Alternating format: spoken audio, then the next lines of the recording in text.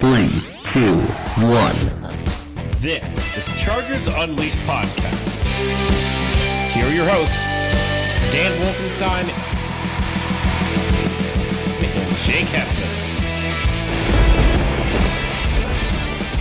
Welcome to another edition of Chargers Unleashed. Jake Hefner and Dan Wolfenstein here with you from the LA Football Network. Today's show, of course, being brought to you by UFC Fit and Temecula, Golden Road Brewery, BetUS, Tick Pick, and Charger Bolt family. If this is your first time tuning into the show, make sure to hit that like and subscribe button on YouTube.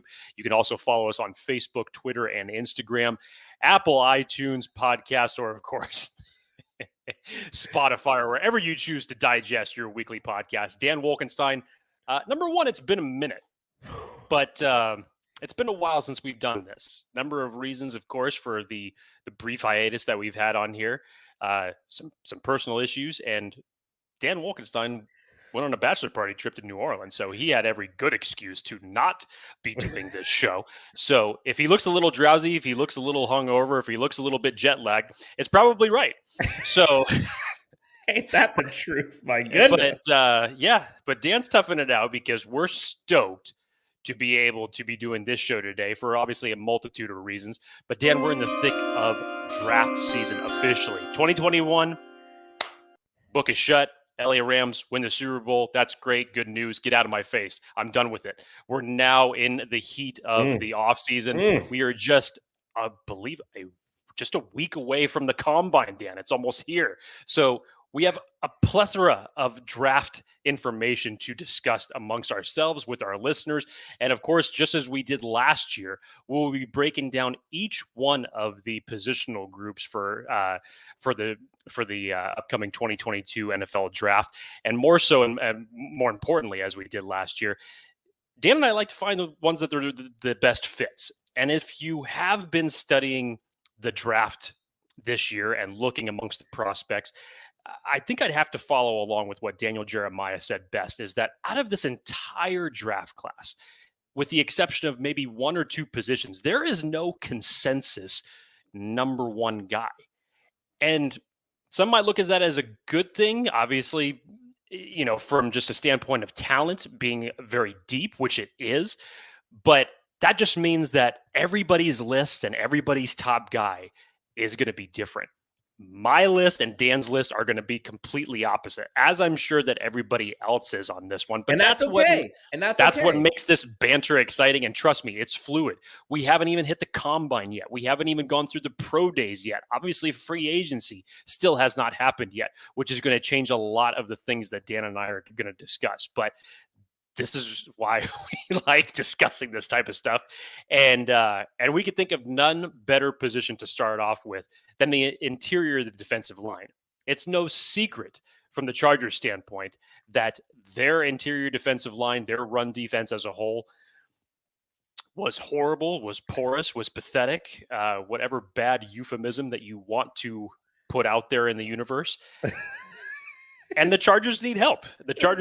And whether that's going to be through free agency, whether it's going to be through a free agent addition or not, the Chargers should definitely be targeting defensive linemen, if not once, but twice in this draft. It would not shock me if they chose to double dip in this particular class, because it is deep, it is talented.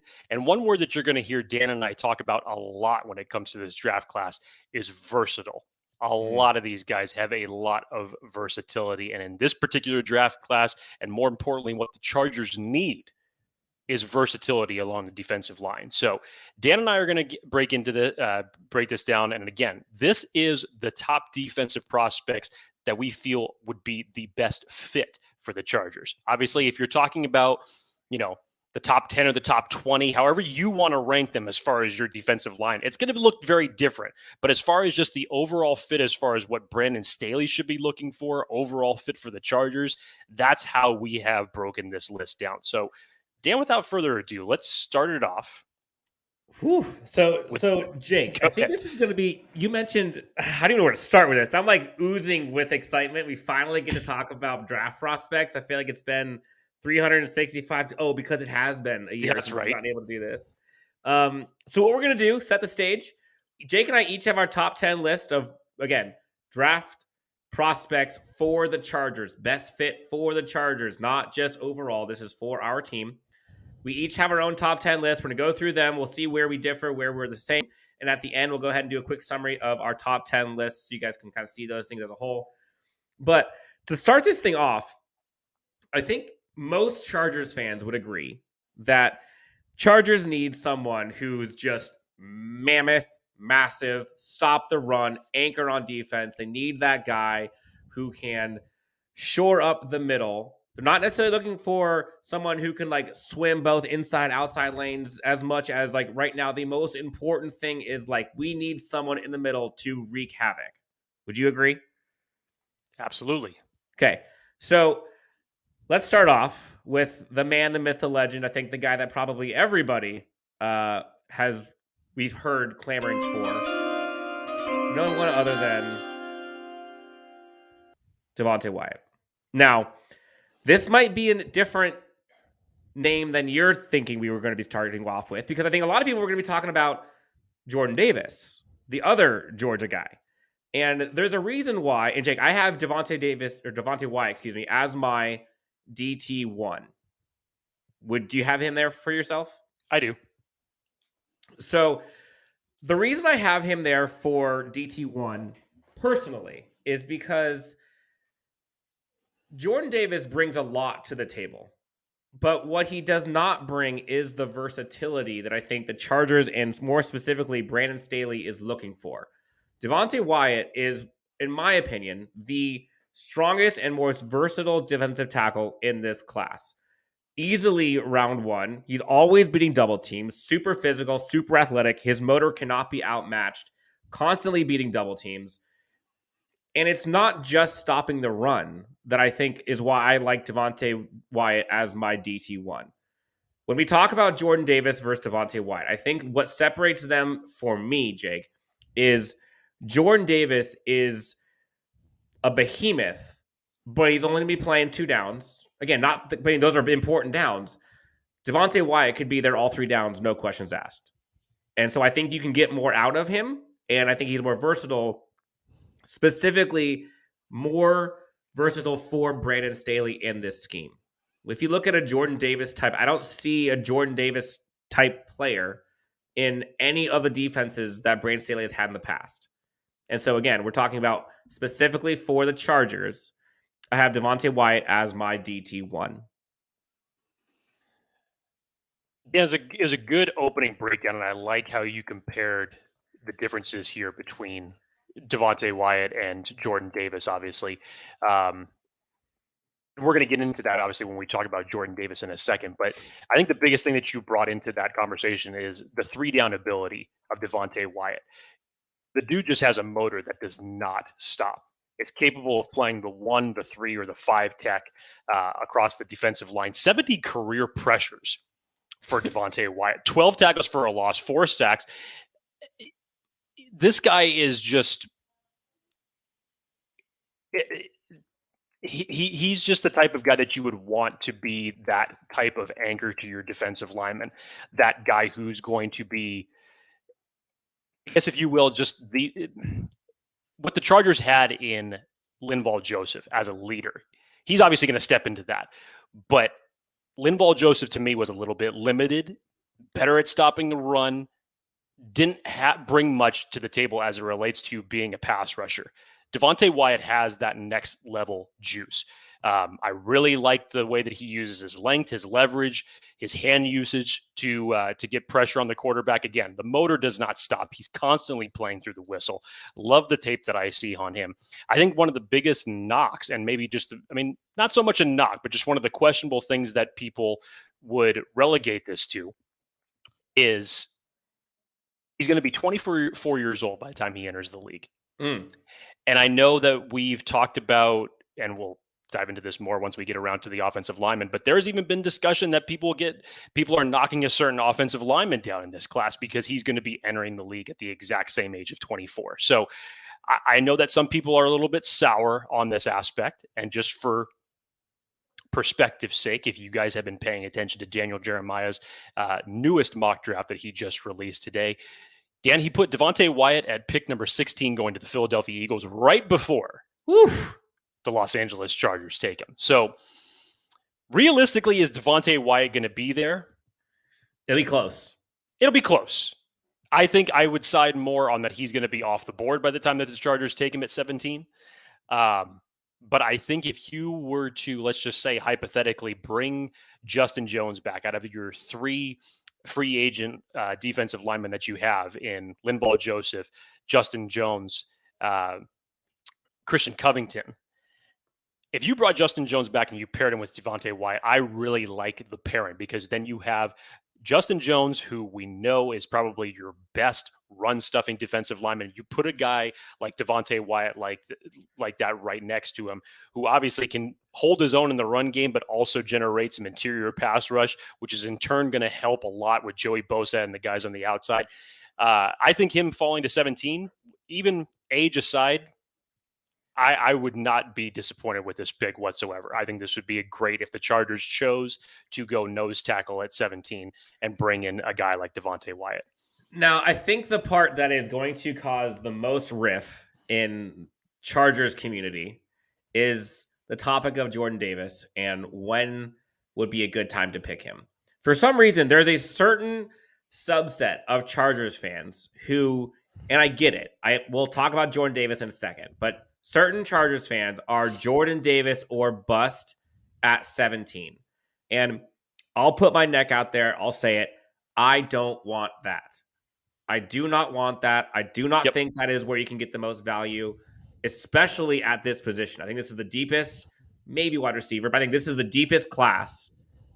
And going this high for Jordan Davis is a reach. And I get it. If he's your guy, you go get him. But he's not my guy. He's not my guy. And that's not the home run pick for me. That being said, Jordan Davis on this team would be amazing. Like, it would be great. I wouldn't be upset if, we traded back into the first round, went, I don't know, late 20s or so, got a Jordan Davis or Devonte Wyatt. Cool. But at 17, there's only one defensive tackle that I'm taking, and that is Devonte Wyatt. Other than that, next tier, Jordan Davis. Now, is Jordan Davis chump change? Absolutely not. I mean, this guy is arguably the biggest mountain in the entire college draft right now. 6'6", 340, looks bigger than 6'6", and looks bigger than 340. I think his nickname is Godzilla, Jake. And wouldn't surprise me. For a good reason. I mean, this guy is he's a generational specimen when it comes to sheer size.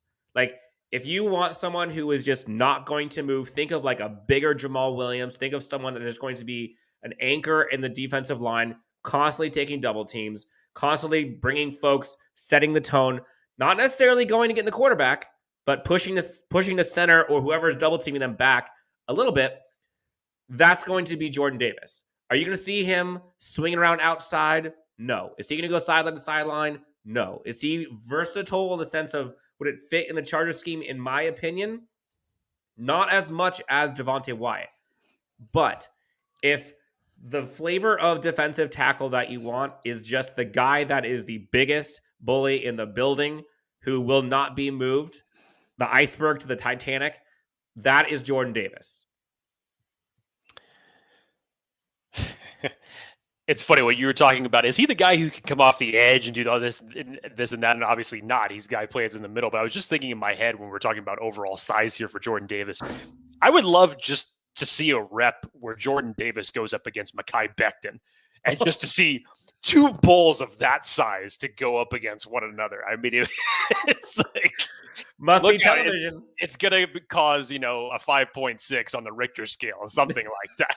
But Jordan Davis, and Dan, I'm in the same bucket as you are here as far as Jordan Davis at 17 is just not my cup of tea. And for a number of different reasons, for the fact of who could still possibly be there at different positions at 17 for the Chargers to take with better value. But I'm also of the opinion that I'm not so sour on Jordan Davis that if the Chargers were to do something that I've been clamoring for them to do for the better part of 20 years, and that, of course, is trade back, and you're talking about, okay, well, the Chargers have pick 25, between 25 and 28, and Jordan Davis still happens to be there on the board, absolutely. I would take that pick right there. No question about it.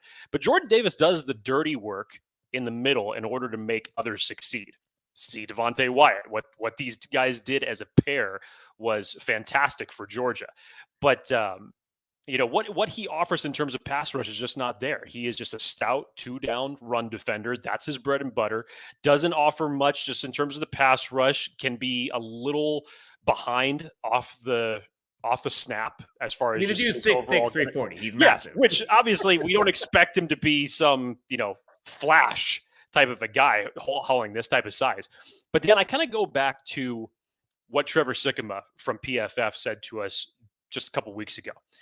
And when we were talking about Jordan Davis and potentially him being a target, he used the example of when Vita Vea came out of the draft and him going to the Buccaneers.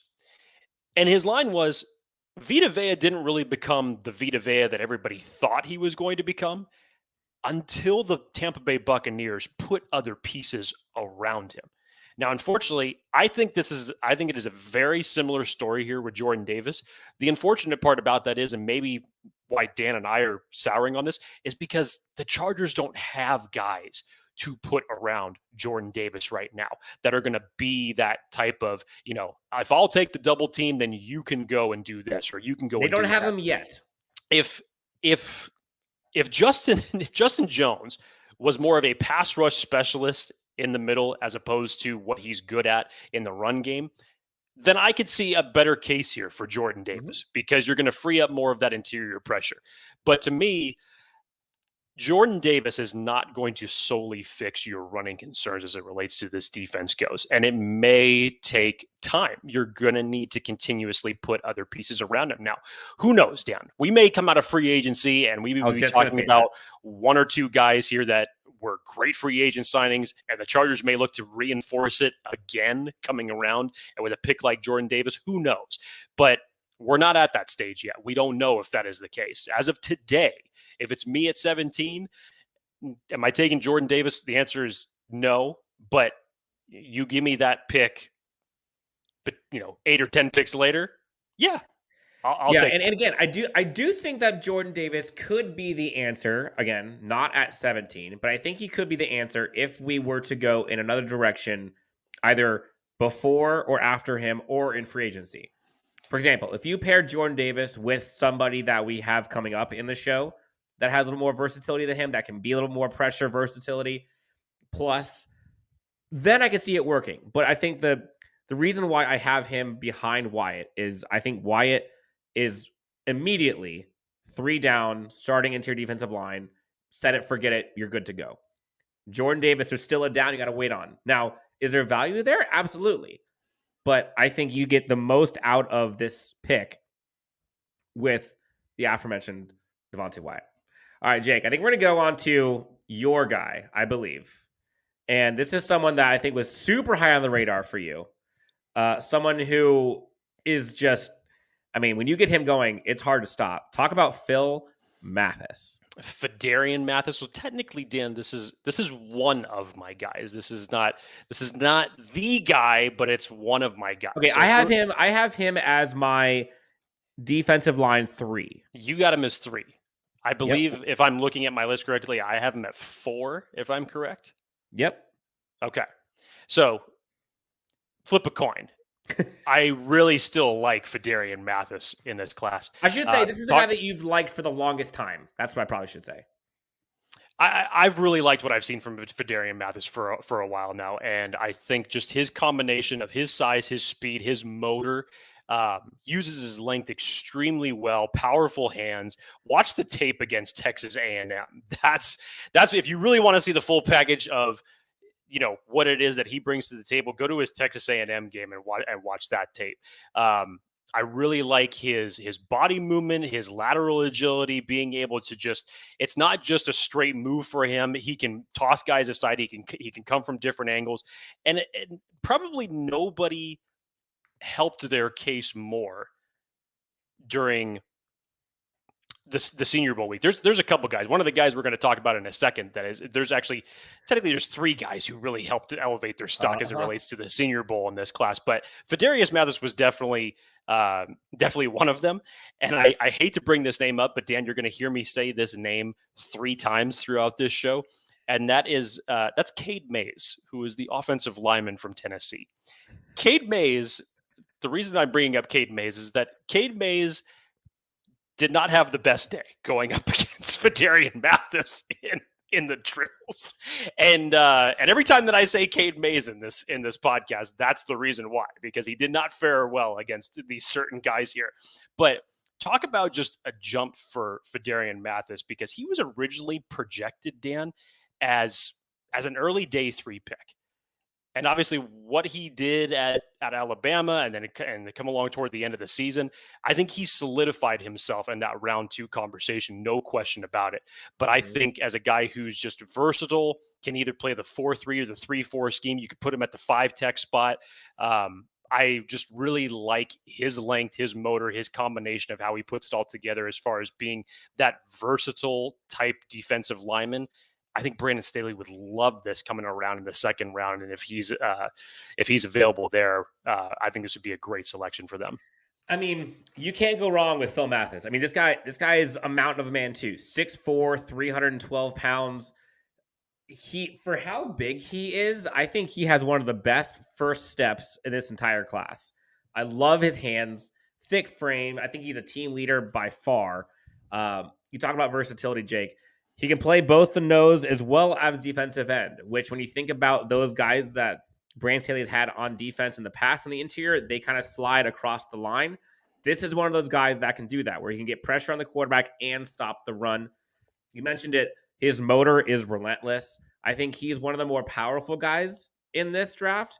And I love the fact that his thicker frame, I think, will hold up better than some of the guys that we have on this team currently, i.e. Tillery. Like, I think Phil Mathis is built more for NFL defensive tackle than some of the guys that we were talking about later on here. Phil Mathis, to me, when I first started looking at him, I was thinking, like, oh, man, like, he blew up. I'm thinking, dude, he could be possibly late round 1. But seeing how things are going right now, I would bet there's probably going to be, and this is due to the depth at other positions and honestly due to the depth at defensive tackle. Things like wide receiver, cornerback, you're probably gonna have run cornerbacks as well. There's probably going to be 1, maybe 2 defensive tackles going in round 1, maybe, and then from there, there's a bunch in round 2. And I think that's kind of where we're at now. I probably have him as a mid round 2, right around the time the Chargers are going round 2, 40, whatever that is, what would it be, 30, 50 ish. Phil Mathis would be fun. That would be a fun one for me. Now, next, Jake, on the list. And this is where you and I have them flip-flopped. Mm-hmm. I have Travis Jones behind. You have Travis Jones ahead. Talk about a guy that had arguably the best performance at the Senior Bowl. Oh, my God. Travis Jones out of UConn, 6'5", 330, open to eyes all week at Senior Bowl, Jake. Dude, his quickness, his strength combination is exactly what you'd want to see from an interior defensive lineman like this. And you said it. You just go watch some of the practice reps that Travis Jones was having during Senior Bowl week, and he's just a monster. He's terrorizing the offensive lineman that he's going up against. I think what I like about him the best, Dan, is that he doesn't solely rely on one technique to get to the quarterback. As strong as he is, it's not like it's just, me, you, one-on-one, and I'm going to be the guy that's going to overpower you and get to the quarterback. He doesn't just solely rely on the bull rush. He has such a good change of direction and lateral quickness that if you watch some of his film and the snap goes and he's going one way and figures out that he's not going to get there, he'll quickly switch direction, or he'll come in with a spin move. It's just, he's got a whole arsenal of pass rushing abilities that he's got. And I just love the full complement of how he puts it together as a pass rusher. And again, he's no slouch against the run either. Extremely versatile. He's definitely going to be able to plug gaps in the run game. But talk about a guy who was not known that much for being a disruptive force. And then when you see what he did during Senior Bowl week, you're like, okay, wait a second, hang on. And then you go back and you really look at it. And just from a technical standpoint, I love the way that this guy puts it together. And you've seen plenty of mock drafts that have had the Chargers coming around in the second round and selecting Travis Jones. man, oh man, I don't know who the hell they're going to take in the first round, but whoever it is, if you were to pair it with Travis Jones in the second, call that a win, baby. Yep. Man, Travis Jones, if there is one guy that personifies bully ball in this class, I think it's him. He just, you said terrorizes. He just outpowers everyone. 6'4", 330. His lower half is insane. He's got tree trunks. You're always seeing him push back interior offensive lineman. If it's one-on-one, center has no chance. Even if he has an 83-inch wingspan, Dan. I mean, just the measurables put it together. You will always see him pushing 1 and 2 guys backwards, which is all you want from interior pressure. He sheds double teams and blocks for running back tackles very well, which honestly, I think that's something that the Chargers have done very poorly in the past. They don't shed blocks well, and they just get sucked out of the play. He's also very patient, which I think is an underrated quality for interior defensive line. You won't often see him getting out of position very much, and a lot of times he will set his position and let the running game come to him. You talked about how amazing he was at Senior Bowl. The crazy part about him, Jake, is he actually came into camp weighing like 360 and had like 30% body fat. And because the team wanted him to get quicker, more agile, he ended up losing 30 pounds, reduced his body fat from 30% to 13, lost 30 pounds.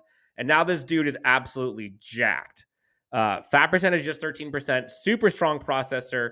And to be honest, he might be one of the better versatile guys in this class. Like if I'm wanting someone other than Devonte Wyatt for pure versatility, it might be him. He's always pushing the pocket, always has active hands. You'll see a lot of batted down balls too, which honestly the Chargers need to get better at. And he has a great knack for cutting angles down. Like you see him slice and penetrate within the offensive line all the time, which from a Chargers perspective, boy, wouldn't that be nice. It's been a minute since we've had interior pressure like this, healthy and beefed up. So Travis Jones, to me, I have him as my, his fourth, fifth? I have one behind you. 4, I believe. And if the Chargers can somehow get him in round 2, sign me up. Let's go. Now, moving on, Jake. This guy, we're back to this guy. This guy, quote unquote, Perrion Winfrey out of Oklahoma, 6'4", just under 300 pounds, a little bit lighter. And this is where I think some Chargers fans and some media outlets and pundits get a little concerned with, like, you'll hear the idea of there being like a tweener. And is that really the Chargers move? Should they go that way? And you think about tweeners, look at someone like a Jamal Williams back in the day versus someone like a Jerry Tillery, where Jerry Tillery can kind of slide in and out. At least that was the thought. Jamal Williams, you just put him in the middle and let him go. Perrion Winfrey is that archetype of can go anywhere on the line, isn't necessarily built just for the inside, can kind of go everywhere. But he has, I think he started off last year as a ton of noise and then kind of went under the radar for a bit. I have him going late round 2, possibly round 3. I'll go into the negatives here in a second. But the dude is an absolute specimen physically. I mean, he blows up, splits double teams very easily. He's actually very good laterally and in pursuit. You see a lot of questions about, like, do they need someone like this? And this is where, like, Jake, imagine if the Chargers somehow, I don't know how this would work, but imagine they traded back, went to the late 20s, ended up getting Jordan Davis and Perrion Winfrey and paired those two together. Sign me up for that all day long. Perrion Winfrey as your interior defensive tackle 2/3 would be money. But if you're relying on him to solely be your anchor, I just don't know if that's my guy. I have him a little lower than maybe some people do, and that's just because I just don't see him being that one guy that fixes most of your problems. I have Perrion Winfrey as my defensive tackle 5. Where do you have him? He's about, I mean, he's pretty much in the same ranking there. And the funny part about this is that if you go back and you start looking at everybody's interior defensive line ranking before the season even started, Perrion Winfrey was right around the IDL 5-6. And he's had just such a it's a very interesting road that he has taken through college football to now, obviously now the opportunity to get drafted here and go to the NFL. You talk about a guy who was at Iowa Western Community College, Dan, where he had 55 total tackles, 9.5 sacks, transfers to Oklahoma, finishes with 40 total tackles and 6 sacks over a 2-year span. Now, the thing about Perrion Winfrey is that, yes, there were flashes, but it just wasn't consistent enough for him. You say that you see the lateral abilities, and yes, that may come up here and there. The lateral quickness and ability, I question it a little bit because to me, it's not always there. So, and this is where I say this strange thing here, because again, here's another guy who really helped his stock during Senior Bowl week, because Perrion Winfrey goes to the Senior Bowl, wins the MVP, has a fantastic game for him. If the Perrion Winfrey that showed up in that film during that Senior Bowl week and that performance in the Senior Bowl, if that was the consistent week to week that we got during the 2021 college football season, we probably would be talking about Perrion Winfrey a little bit higher here. But going back to what he brings to the table, again, good athleticism, really like the technician, how he uses his hands, is capable of helping out in both the run and as a pass rusher. But again, it's the inconsistency, Dan, that just really that's fair. That's where it puts him here for me, is just that he needs to show that consistency a little bit more. The other 4 guys that we have talked about ahead of him have shown that. And is that not to say that he can't do that? No, absolutely not. But if you're telling me, if you were to guarantee me right now that the Perrion Winfrey that we saw during Senior Bowl week is the guy that you're going to get on Sundays for a 17-game season, I'll take it. Yeah, he seems, I don't know about you, but he seems like kind of the high ceiling, but also low floor. And yes, I don't think the Chargers can afford to do that as their one guy they get. Now, again, pair him with someone else, sign me up. But have him be the guy you're depending on, I'm a little cautious of. Do you agree? Yeah. No, 100%. 100%. Him in round 2, that's totally fine. But if you're telling, I put him in solely in the round 2 conversation. I would. I think. I mean, do I think he's going to get taken in round 2? It's possible, because I think that the run on D tackles, like you had mentioned, there possibly being only 1 or 2 guys that goes in the first round. I really think that the run on D tackles is going to come in that second round for sure, especially with some of the guys that we just talked about. So could it be toward the tail end of round 2? Maybe. It might be past the Chargers as far as a value standpoint goes. Obviously, there's other guys that I would take with the Chargers' second round pick, but I think he's solidified himself as a like maybe mid to a late round 2 pick. I think that the Senior Bowl helped him immensely, and if he can continue doing that throughout the combine and his pro days, I think that spot makes perfect sense for him. Okay, so Jake, I think this is kind of where we separate kind of that first and second tier from kind of either the third, fourth tier, or guys that might be higher draft picks but just don't fit for this team. And there's going to be a lot of controversy there. But before we get into that, Jake, got to pay the bills.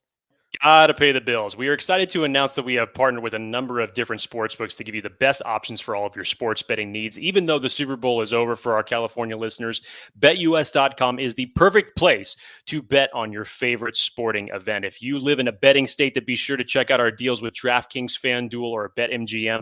And in order to get our special Chargers Unleashed deal, you have to click on the link located in the description below and win big with some of these amazing promotions.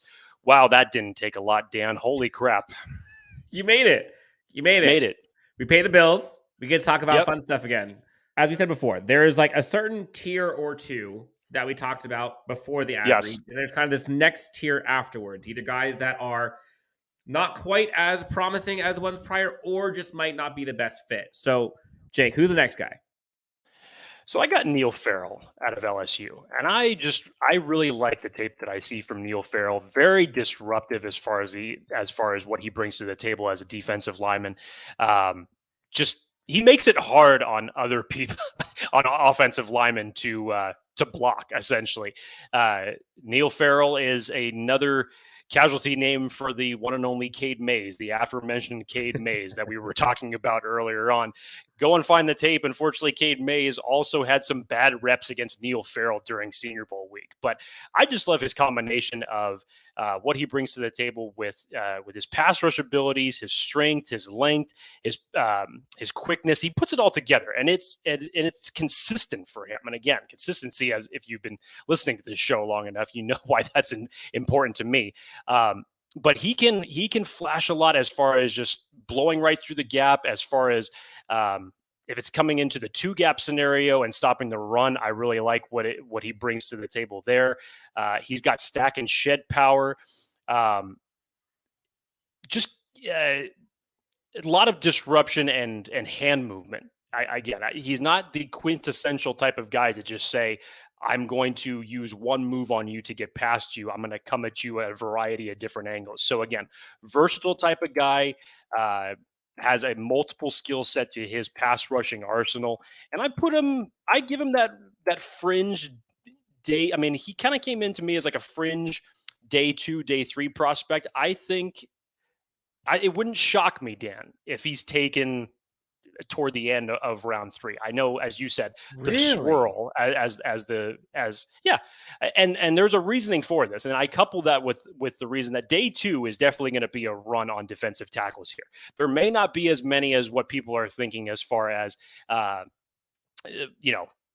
as many people were thinking that there could be a lot of D tackles going in round 1. I see it right now over under 2 at most. So round 2, especially, I think you're going to see that defensive tackle position really start to get going as far as teams that are pursuing him.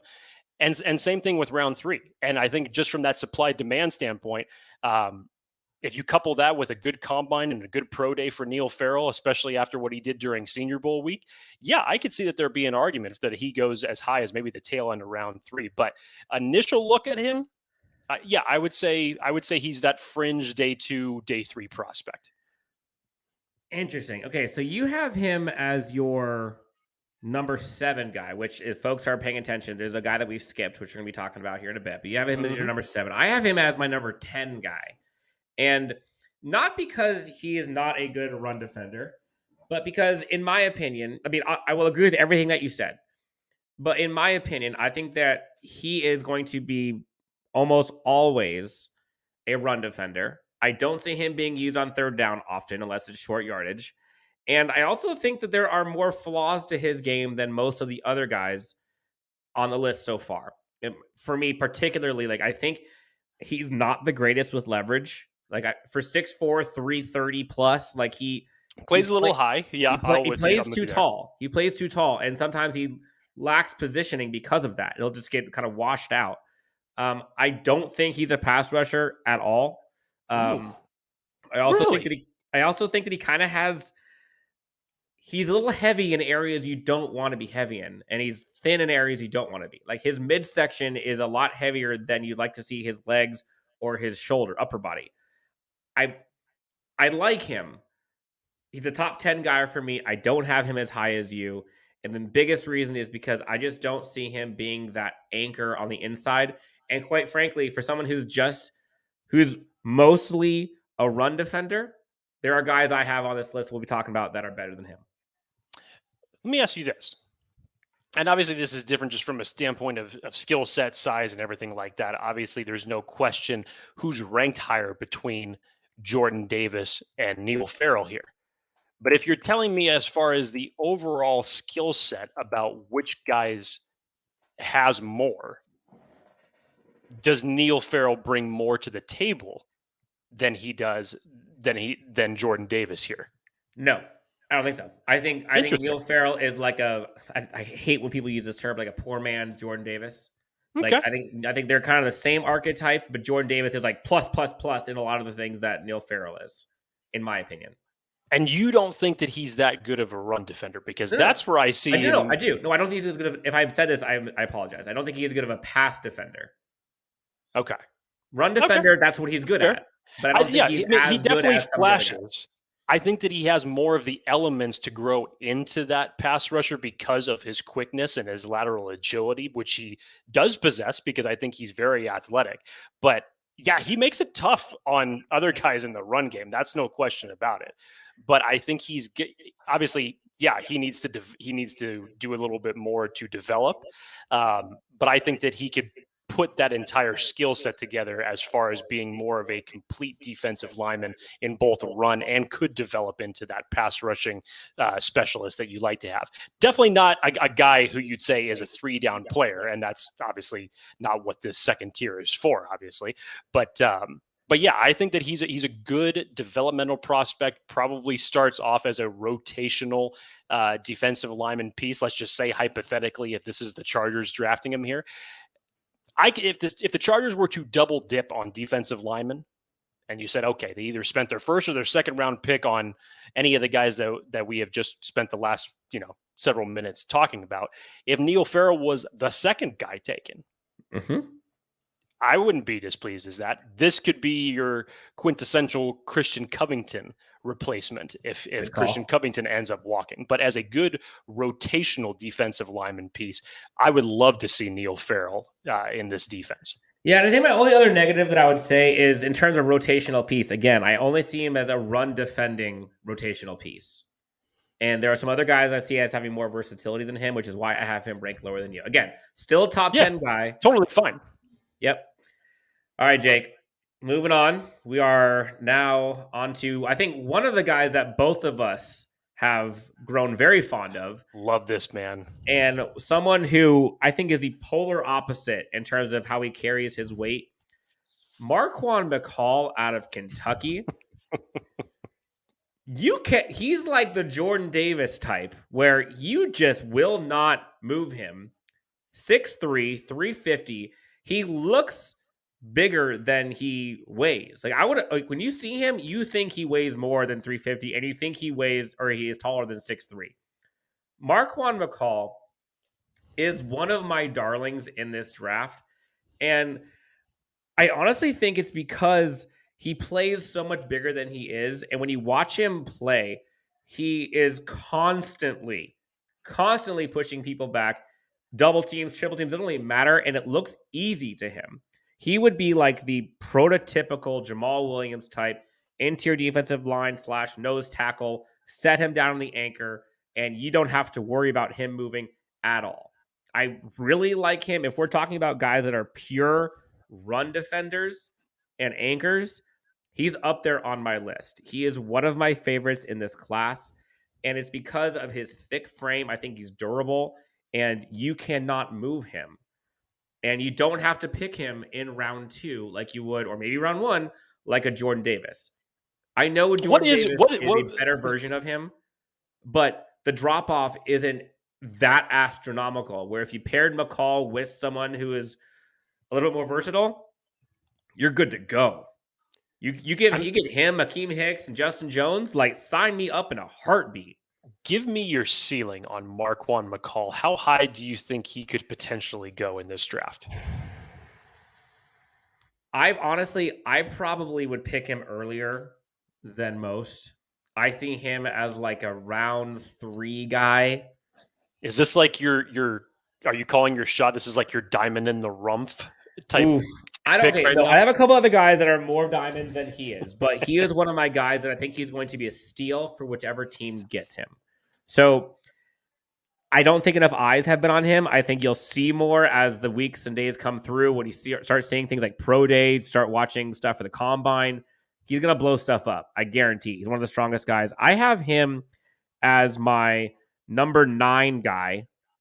But if I'm looking for just physical specimen who will not move and will plow through your offensive line for run defense, this is him.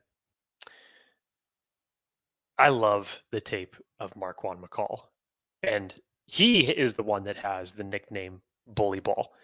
And Dan, what we should have done is we should have done like a compare and contrast between 2020 and 2021, because Marquan McCall, believe it or not, as big as we list him here, I believe he was actually he was 341, so just under 350 here. But he lost 40 pounds in between the 2020 and 2021 season. He was 380. He was 381. He was playing at 381. I would love to see what the difference looks like between both of these pictures. It's just insanity. And Jake, just to put that in perspective, I would love to. You don't have to tell me how much you weigh because I know you've been working out, you've been cutting yourself. You look great. But imagine like roughly 2+ of you. It still wouldn't equal what Marquan McCall weighs or weighed at one time at 381. That's insane. Wouldn't equal that. That's disgusting. But the drop in poundage, you definitely see that in the tape as far as what makes him a more effective defensive lineman. Yes, he's an anchor. Yes, nobody is. It's very difficult at all to get this guy to move backwards. But on top of that, he plays with leverage, plays with violence. Love his hands. He's not just a stout guy, plant me in like a tree and you have to go around me type thing. He could be highly disruptive. Made a highlight reel tackle during Shrine Bowl practices, and during the first drive of the Shrine Bowl, when it came down to a 4th and goal play, he was the guy who stuffed it and absolutely shut that drive down. I love what I see from him because at the line of scrimmage, like you said, Dan, there may arguably be, as far as just you look, at what's there at a base level, as far as to say, okay, this guy's going to be my 2 down, my gap penetrator, take on the double teams, obviously, in the run game. Yeah, from the next level down, the poor man's Jordan Davis, the measurables obviously speak that here with Marquan McCall. Marquan McCall would be fun to have on your team. Like, he would be a guy that you would love to see wearing the powder blues. Pair him up with someone on the interior defensive line that could be more versatile to him, and bam, you're good to go. Now, another guy, Jake.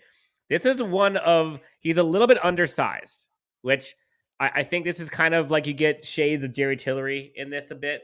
But I do think that he can wreak havoc. Haskel Garrett out of Ohio State, 6'2", 300 pounds. He's quick, man. He shoots the gap really well. Like most of these guys, can take on double teams with ease. Really strong showing at a Senior Bowl, man. Like, I think that's where he made the most money of his entire career so far. We're at the Senior Bowl. Great instincts, really good hands.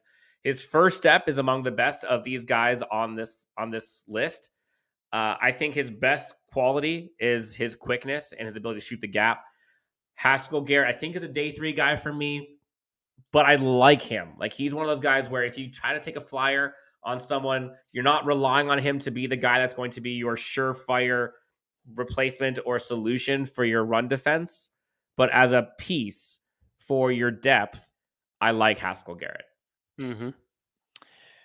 2-year starter, Haskel Garrett, to go with the undersized measurables. Now, with the exception of Jerry Tillery, historically, the way that Tom Telesco has built this defense up, especially on the line outside of the defensive ends or the outside linebackers, he likes smaller guys because he was still building it in that old Indianapolis Colts type of mold. So regardless of the measurables here and what you see at 6'2", 300 pounds from Haskel Garrett, Tom Telesco doesn't let those measurables shy him away from possibly selecting him. That's for sure, and history has told us that. I just love the toughness that Haskel Garrett plays with. Dan, you mentioned what he was doing Senior Bowl week. You mentioned the first step, wicked first step, extremely quick off the snap, takes on the double teams, plays into the backfield, pushes people back. And talk about toughness, Dan. I just found this out just this week when just reviewing film on him. But Haskel Garrett back in 2020, of August of 2020, right before the college season was supposed to start, do you know that he ended up taking a gunshot wound to the face while he was breaking up a fight? What? And was back 2 months later onto the football field and got a sack in his first game back. I mean, just talk about, outside of physical toughness, talk about just the mental toughness of having to endure something like that and come back on the football field and you go out and you get a sack and you're in your first game and you return. I mean, I love that. Not that that's just an aspect of talk about draft value, but it's an amazing story that he's actually gone through in just 2 short years ago. But Haskel Garrett, I would not mind this at all. Day 3, Dan, I'm in the same area as you are as far as the overall draft value for him. Really like what I saw on tape, even for a guy who only has 2 years of starting experience. Now, we're getting to the guy who is one of my darlings in this class. Here we go. 6'6", 320 from Arkansas, the man, the myth, the legend. And I think he has a nickname, but I forget what it is, but I think you know what it is, Jake. John I know what it is. Ridgeway. What's the nickname he's given? The Vanilla Gorilla. I mean, if you don't draft a guy on his name alone, I'm drafting Vanilla Gorilla. This guy is a beast. He is 6'5", but all pounds of force. He actually used to be a state champion wrestler and is just pure mass. You'll never see him going backwards. He is that physical presence. Again, 6'5", relentless motor, relentless pressure, eats up centers for lunch, holds his ground really well, especially in double team. I like the fact that he has really long arms and big hands. When you watch him play at Arkansas, you'll see so many times 3-man front, right? Him, 3 guys on 5 offensive linemen. And he is taking that on with ease and pushing 2-3 guys back all the time and generating not just run pressure, but also pass pressure. I have him as a late day 2 guy for me. I think he might go later than that, but I would take him earlier. He's a brute force, brute strength style guy. I know he's made his money on stopping the run, but I also think he can also improve as a pass rusher and will be better as a pass rusher than some of these other guys that we had. He doesn't necessarily have like crazy athleticism, but for being that big, I think he's pretty dang athletic. John Ridgeway, to me, is a guy that you are not seeing or hearing enough about, but give it time. Wait till he has his combine and pro day, and you're going to be like, dang, his stock is going to soar. I'm calling it right now. Interesting. So now, that's quite the praise for a guy who spent 1 year in the SEC as a transfer from Illinois State. That's quite a lot of praise for a guy like that, Dan. But again, I think people started to look at him. I mean, again, the stats for him in 2021 they're nothing to gloat about. There weren't outstanding stats. No, I understand that. I understand that. 39 total tackles, okay. 4 tackles for a loss, 2 sacks, okay. But I think, as you had mentioned, once the Senior Bowl came around, that was where people, I think, kind of went back to the tape, looked at it. And unfortunately, and Dan, we really should be keeping like a tally of this and just put Cade Mays' name at the top of the screen because this is the 3rd time I'm about to bring Cade Mays up. John Ridgeway made Cade Mays another casualty of him during Senior Bowl week. Again, just eats up blocks. I project him as a great rotational defensive lineman piece to start. As you had said, you had him what at toward the end of day 2 or round 2, was it? Toward the end of day 2, early toward the day 3. Okay, that's about because I give him a mid to a late round grade. So anywhere between that 3 and 5 range is probably where I'd slot him for now. We'll see what the rest of the weeks come in the time ahead for him, but. The bull rushes for him were extremely, those were the things that were really on display during Senior Bowl week for him. And you go back to the tape. I like the way he eats up blocks. It's not just a standpoint of some guy who can come and can contribute against the run game, but this guy, he can cause disruption. I would love him as an ideal, 3rd down and 12 piece, and you say, okay, I got to bring the interior defensive line pressure, put in John Ridgeway. I would love to see that. I would think that would be a great He's the ideal 3rd and 12 guy. Yes, where the Chargers can't do anything on 3rd down when it comes to either rushing the passer or stopping anybody on 3rd down. We saw it. Even if it's 3rd and 22, it really doesn't matter. The opposing offenses were still able to convert on those. So John Ridgeway as a replacement for Christian Covington is a good depth piece to start off his career. I wouldn't mind that at all. Now, we're wrapping up this episode, and you'll notice that there are a few guys that you would have thought that we have mentioned by now, and that's for good reason that we have not, so be patient. Again, we talked about guys like Devonte Wyatt, Jordan Davis, Travis Jones, Phil Mathis, Perrion Winfrey, Neal Farrell, John Ridgeway, Haskel Garrett, Marquan McCall. There's a couple guys remaining, some of which we would say are probably some of our hidden gems, some of which are guys that are probably ranked much higher than some of the guys we mentioned, but We just don't see being the fit at when they'd be available. We're going to get there now. And then again, we're going to finish this off with the final list of top prospects from both Jake and I. So we can kind of round it in form. Jake, ready for our next one? We're rounding it out. Do it. Now, this is your guy. I am higher on this guy than most, but Chris Hinton out of Michigan is one of my favorites. 6'4", 310. Again, a big dude. And again, I don't necessarily know if I would want him as like my main guy. Like, I get it. He probably would be one of those like rotational pieces. I see him as like an early / maybe mid day 3 guy, like maybe rounds 4 or 5, roughly. Super stocky frame. The only question I have, and I don't necessarily know if this is even fair to him, is he lined up with 2 guys who are probably going to be going in round 1. Ojabo and Hutchinson both lined up with him, and I'm sure took up most of the double teams. Like, you can only double team so many people. So Christopher Hinton, he has looked very good. But my only concern or question is, can he look that good when he's constantly having to go up against double and triple teams? We didn't necessarily get to see that as much this year because of the quality of talent on his line with him. But I like his frame. I like his physique, the way he's built. I think he does a very good job of setting the tone. His feet stand very well, stand firm, long arms. Again, I think he rounds out. I think he's my number 10 guy on my list. Honorable mention for me in terms of guys that I would like to see. But Chris Hinton, he's number 11 for me. Again, last guy on my list in terms of 1 through 11. But there's something there. I think a team will get him. If you can get a good defensive coordinator, good D-line coach, I think you could bring out a lot from him.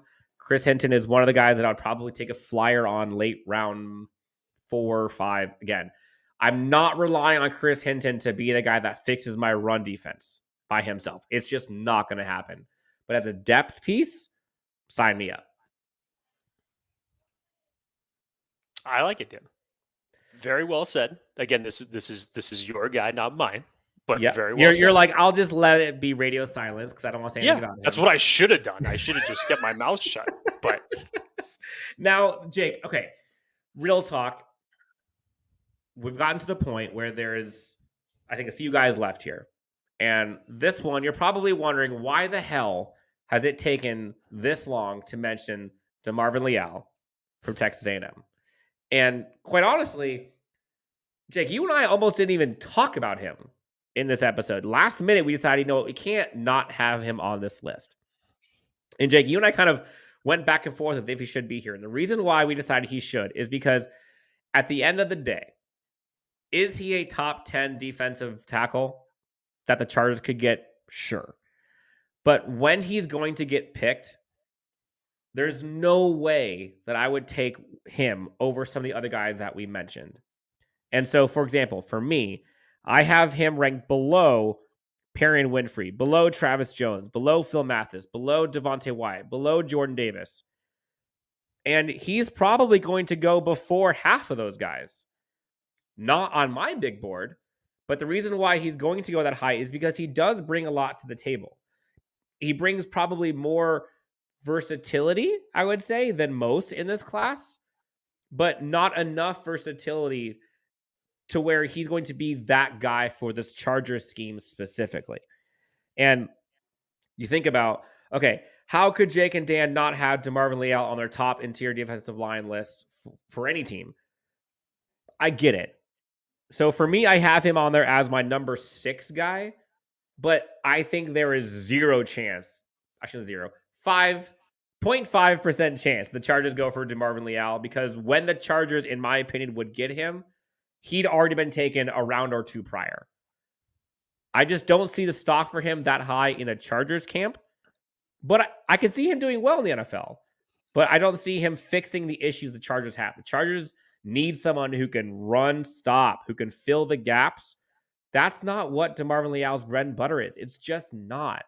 And you see a lot of people talking about him in the media too, where does he go? What's his fit? What scheme is he best for? who's he better than at certain qualities? He's one of those like jack of all trades, ace of none. But what teams are looking for those right now? And so that's my concern for him. Again, a little undersized for two, especially for the Chargers, especially what the Chargers need. But he's still a good football player. Where he goes, I think is going to be important. The scheme he's in is going to be very important. But I just have a hard time finding him in a role on this Chargers team.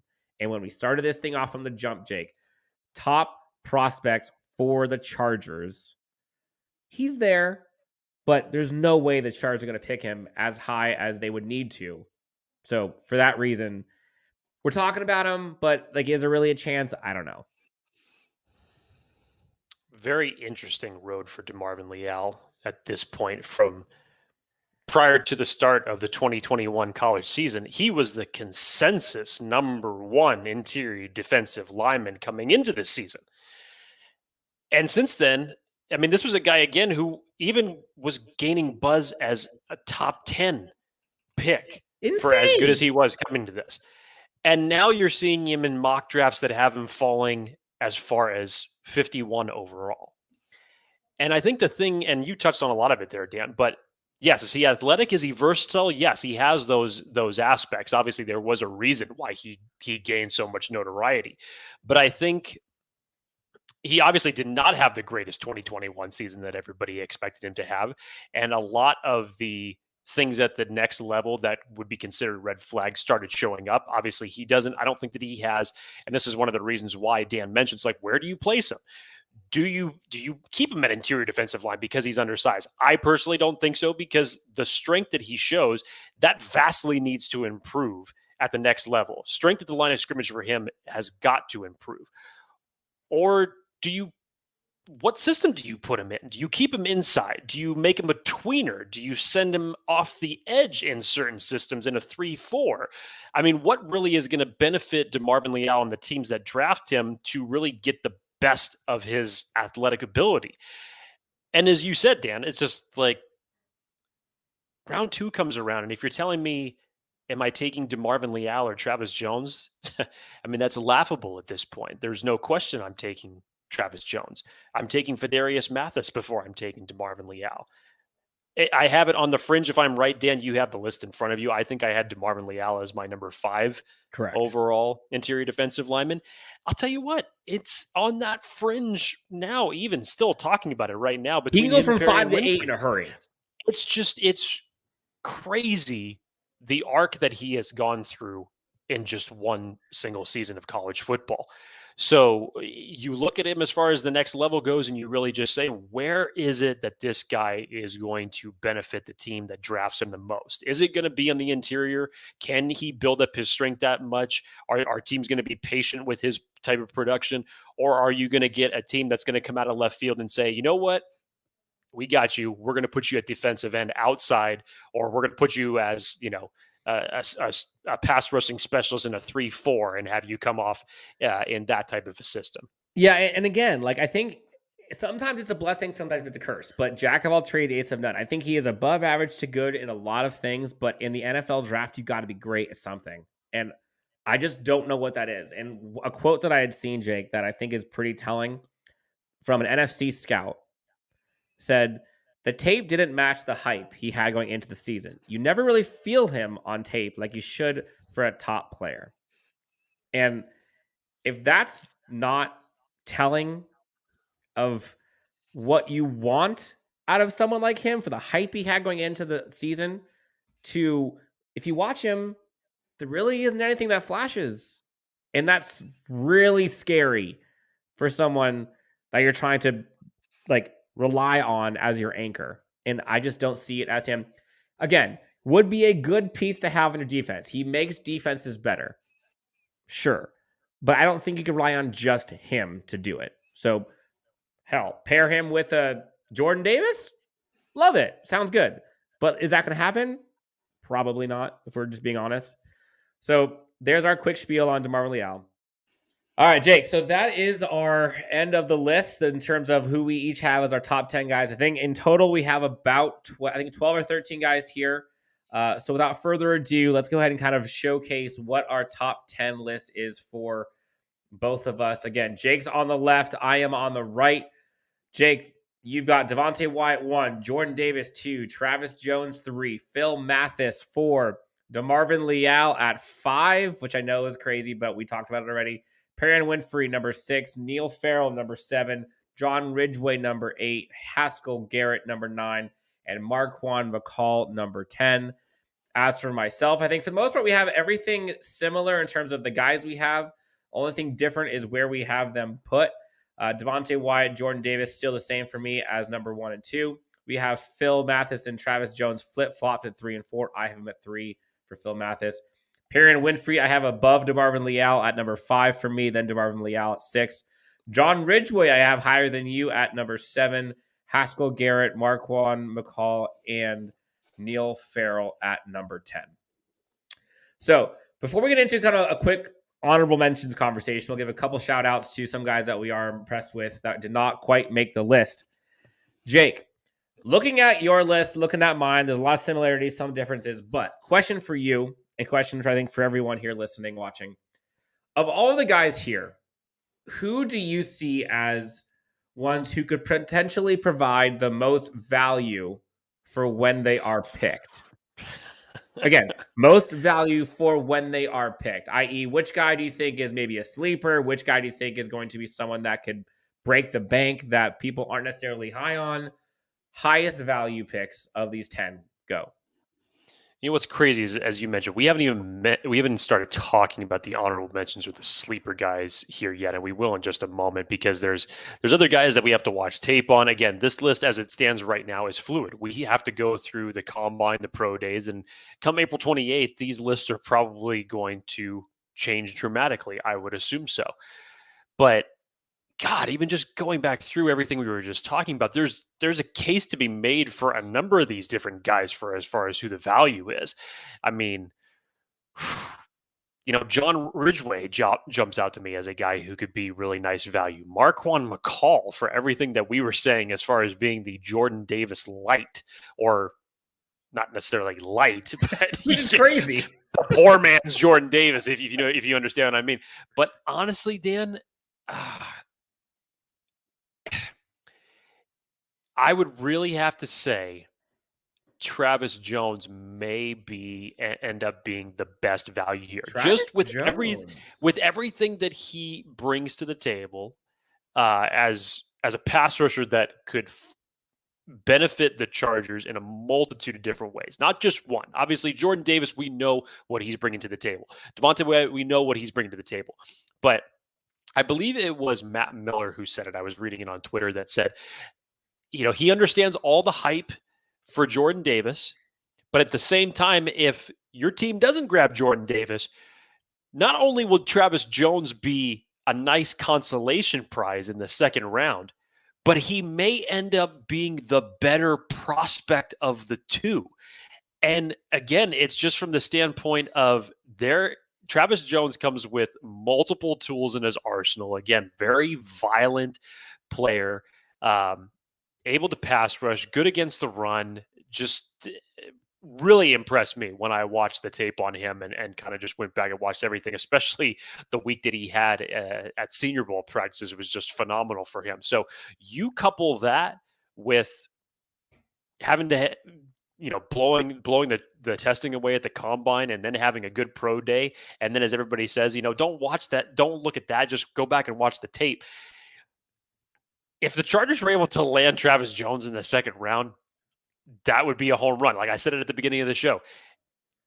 Put in whatever player you want in round one. Doesn't matter what position. Go ahead and name off whatever player you want. If you're able to couple him with Travis Jones, I'd say that's a home run right there. So real quick. So in terms of, let's go real quick. Round one, day 1, day 2, day 3. Day 1, how many guys here are day 1 to you? This is tough to me because to me right now the line should really be over under 2. If you saw Daniel Jeremiah's 1.5. Well, okay, yeah, 1.5 you could say. God, really want to put the Vegas stamp on that, don't you? But if you saw Daniel Jeremiah's mock draft that he put out today, he had 2 interior defensive linemen going in the first round. He had Devonte Wyatt going right before the Chargers selection at 17. He had him going 16 to the Eagles.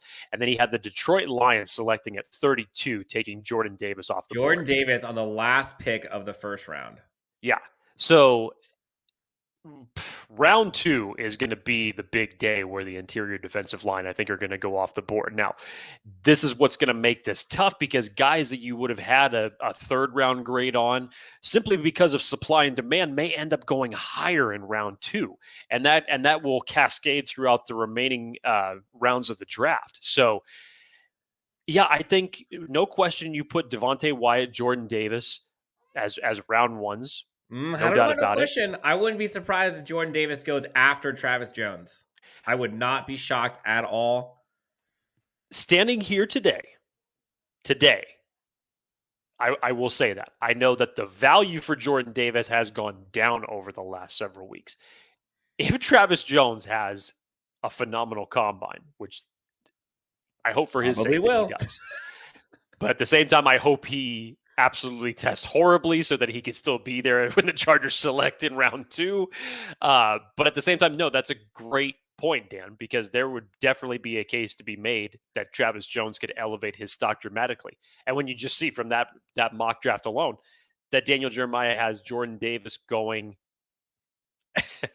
at the end of round 1, when this is a guy that just a couple weeks ago we saw projected as high as round 12, pick 12 overall.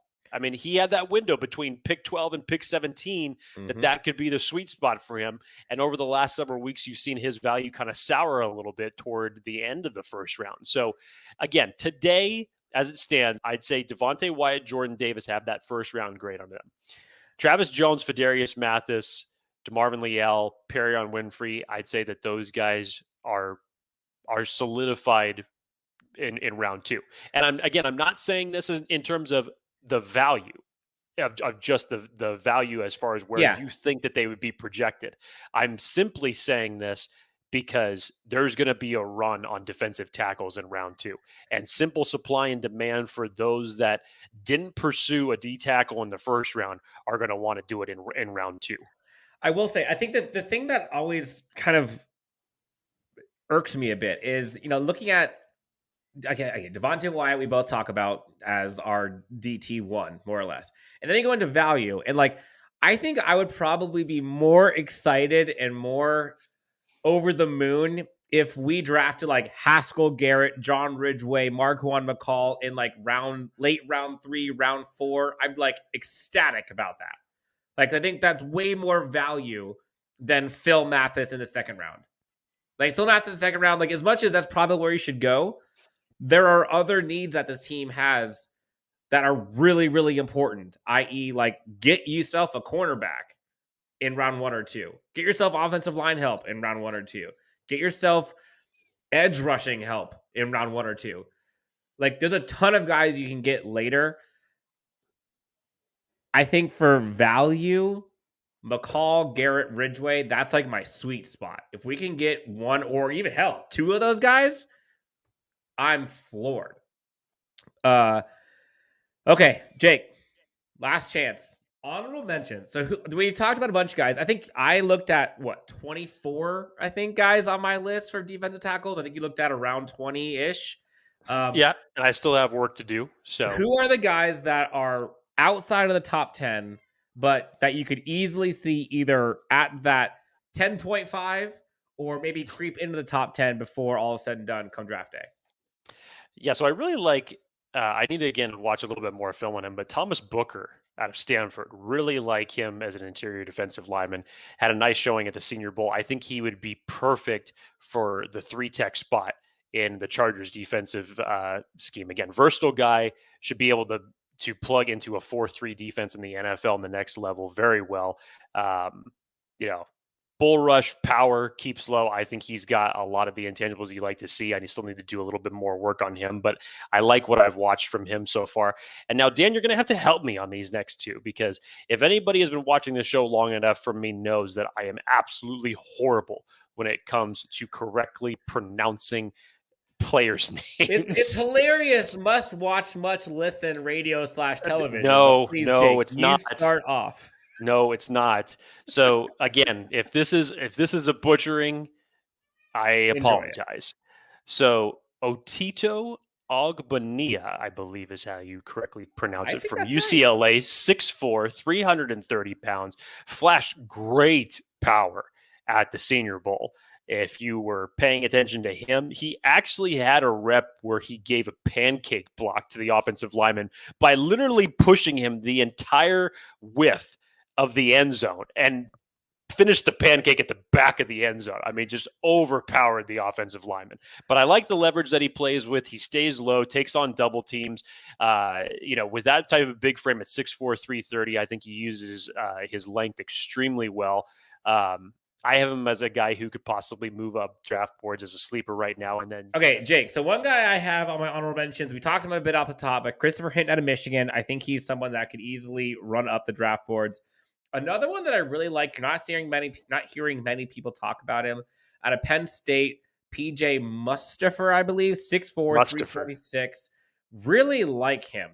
I think he can do better. I think he's a much bigger body than folks understand until they see him. Shed blocks really well. Again, never goes backwards. I think he's more of a run pressure for sure. Less of a pass rush, but I could see someone as like a day 3 guy. I really like him. Tyrone Truesdale as well, like him a lot. Not really much versatility. He's just a run guy, but he's a bull rusher connoisseur. That's where he makes his bread and butter. Those are probably 2 guys that I would look at. Otherwise, I think for the most part, everyone else, potentially Matthew Butler, but I wasn't really that excited about him. Jermaine Loyal, not really either, or Lole, I believe. The only other one I think, Jake, that you probably might, I don't know if you have this on your list, but just because he's at Notre Dame. Oh, God, yes. We know Tom Telesco loves his Notre Dame boys.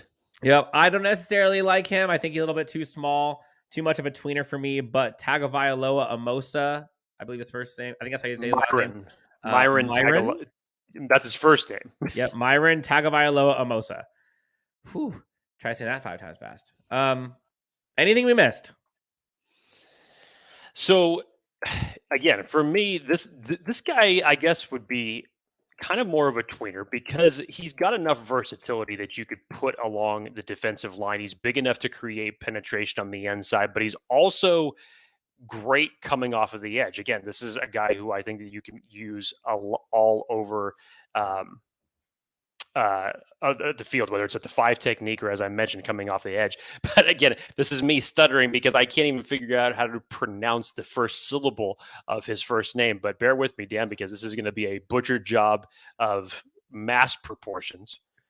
Ioma Awazuriki is the best that I could do out of Iowa State. Say it again. I'm sure. No, I'm not saying it again. That first one was all you got. So if I pronounce it, I don't know how to pronounce it either. But I'm going to go with Ioma Awazuriki. That's fine. Anyone else who knows how to pronounce it better than me or Jake, please let us know. But I'll be interested to see where they actually place him at, because he's got that versatility where he has played in the 5 technique, or he's also come off the edge. But at a guy at 6'6", 320 pounds, and how about this, Dan, for some stats? 103 total tackles, 9 sacks alone in 2021. That was 103 total tackles throughout his obviously college career. But I really like his power and his size. Was a standout during Shrine Week and their practices. I got to watch a little bit more film on him, but I liked what I saw just in that small scope of things. And he's a guy who I could possibly see rising up draft boards, whether it's in the interior defensive line class or as an edge rusher. Jake, we made it. We made it through a first position group. I know that was a doozy. Went a little long, but I think it's worth it because this is a huge, huge position of need for the Chargers. We have our top 10 lists each. Folks, if you guys see any picks that you totally agree with or completely disagree with that we have either in the right or wrong areas, let us know. in the I want comments. to see everybody's top 10 or at least top 5. Give me top 5. If you don't want to go all the way to top 10, but if you want to be bold enough, please, by all means, do it. Yeah, I want to see everybody's list in the comments. And also, tell us who you would like to see picked in day 1, 2, and 3, because I think that everybody wants to talk about who they want first, but then afterwards, it's a crapshoot. But in the meantime, Jake, let's end this one. For Jake and his beautiful hair, his luscious locks, both on his chin and his head, you can find him on Twitter at Jake T. Hefner, myself at Chargers Homer. Really swung for the fences on that one, didn't you? I hit a home run like I always do. Again, LAC_unleashed is where you can find us on Twitter. Again, subscribe, follow, like on anywhere you find us on social media or podcast. Of course, subscribe on YouTube. Until next time, Chargers Unleashed gets through all of your defensive tackle prospects for the NFL draft. Coming up next, Jake, we get to talk about all things. I believe we're talking cornerback next. Is that correct? Yes. And as if we all think, know, if you think that this class is deep, wow. Just wait till we get into the corner class. Dan's going to have a field day when it comes to this corner class. Oh, that's my favorite. All right, guys, enjoy this one. Good afternoon, good evening, good night. We'll talk to you next time on Chargers Unleashed.